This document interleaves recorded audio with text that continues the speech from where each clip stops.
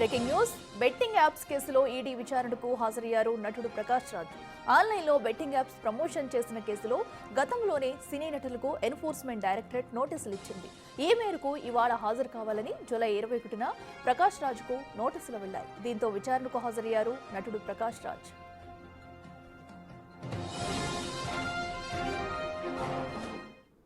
ఇదే కేసులో హీరోలు దగ్గుబాటి రానా, విజయ్ దేవరకొండ, నటి మంచు లక్ష్మితో పాటు మరికొంతమందికి నోటీసులు పంపారు. బెట్టింగ్ యాప్స్ ప్రమోషన్ ద్వారా కోట్లాది రూపాయల లావాదేవీలు జరిగినట్టు ఈడీ గుర్తించింది. బెట్టింగ్ యాప్స్ ప్రమోట్ చేసిన వారిపై పీఎంఎల్ఏ యాక్ట్ ప్రకారం కేసులు నమోదయ్యాయి.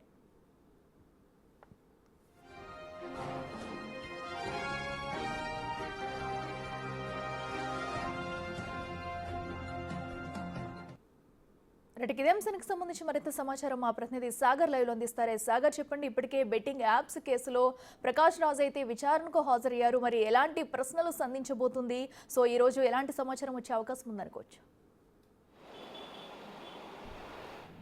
బెట్టింగ్ యాప్స్ కేసులో సినీ నటుడు ప్రకాష్ రాజ్ ఈడీ విచారణకు హాజరయ్యారు. అయితే కోట్లాది రూపాయల ట్రాన్సాక్షన్, ఎందుకంటే బెట్టింగ్ యాప్స్ జంగిల్ రమి అనే బెట్టింగ్ యాప్స్ని రానాతో కలిసి ప్రకాష్ రాజ్ ప్రమోషన్ చేశారు. ఈ ప్రమోషన్ సందర్భంగా కూడా గతంలో కూడా అనేక కేసులు నమోదాయి. పంజాగుట్టలో కొంతమంది యూట్యూబర్స్ని కూడా విచారించారు, సోషల్ మీడియా ఇన్ఫ్లుయెన్సర్లను కూడా విచారించారు.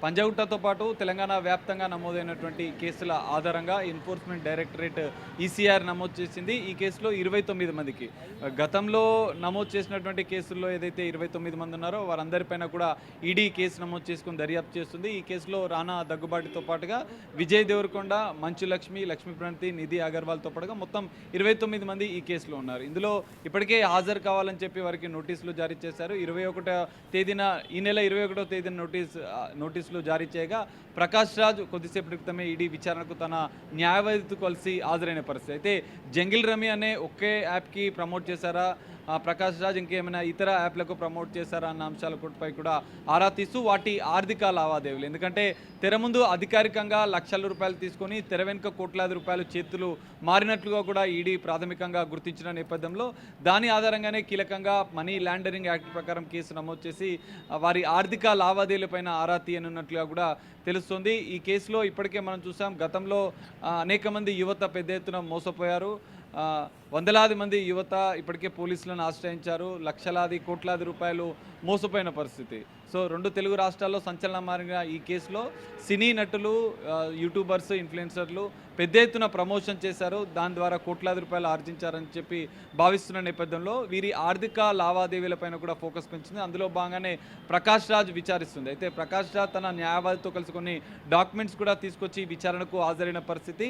మరి జంగిల్ రమి అనే యాప్కు ప్రమోట్ చేసిన సందర్భంగా గతంలోనే పోలీసులు కేసు నమోదు చేసిన సందర్భంలో కూడా ప్రకాష్ రాజ్ కొంత క్లారిటీ ఇచ్చే ప్రయత్నం చేస్తారు. అంటే కొంత మిస్టేక్ జరిగిందన్న అంశంపైనే ఆయన కొంత మాట్లాడిన పరిస్థితి. కానీ ఈరోజు ఈడీ విచారణ ప్రధానంగా ఆర్థిక లావాదేవీలు ఎంతవరకు చేశారు, ఎన్ని బెట్టింగ్ యాప్స్ని ప్రమోట్ చేశారు, ఇప్పటికే ఆయా సంస్థల నుంచి కూడా కొంత కీలక డేటా ఇప్పటికే ఈడీ సేకరించినట్లుగా కూడా తెలుస్తుంది. ఈ నేపథ్యంలోనే ఒక్క యాప్కే మీరు ప్రమోట్ చేశారా, ఇంకా ఎన్ని యాప్స్కి ప్రమోట్ చేశారు, ఆ యాప్ల నుంచి ఎంతవరకు ఆర్థిక లావాదేవీలు జరిగాయన్న అంశాలపైన కూడా ఈడీ ఆరా తీయనుంది. ప్రకాష్ రాజ్ బ్యాంక్ స్టేట్మెంట్తో పాటుగా ఆర్థిక లావాదేవీలు ఎంతవరకు జరిగాయన్న అంశాలపైన కూడా ఈడీ ఆరా తీసే అవకాశం ఉంది. ఈరోజు మధ్యాహ్నం అనంతరం వరకు కూడా ఈ విచారణ కొనసాగే అవకాశం అయితే కనిపిస్తుంది. Right Sagar, thank you. So ఏదైతే అటు బెట్టింగ్ యాప్స్ ప్రమోషన్ కేసులో కూడా ఇప్పటికే ప్రకాష్ రాజ్ అయితే ఈడీ ముందు హాజరయ్యారు. పలు ప్రశ్నలు కూడా సంధించనుంది. అయితే విచారణ అనంతరం కూడా మరొకసారి పిలుస్తారా లేదా అనేది చూడాలి. ఇక మరికొంతమంది సినీ నటులు కూడా నోటీసులు అయితే వెళ్ళాయి. వారిని విచారించిన అనంతరం కూడా ఈ కేసులో పురోగతి వచ్చే అవకాశం కనిపిస్తుంది.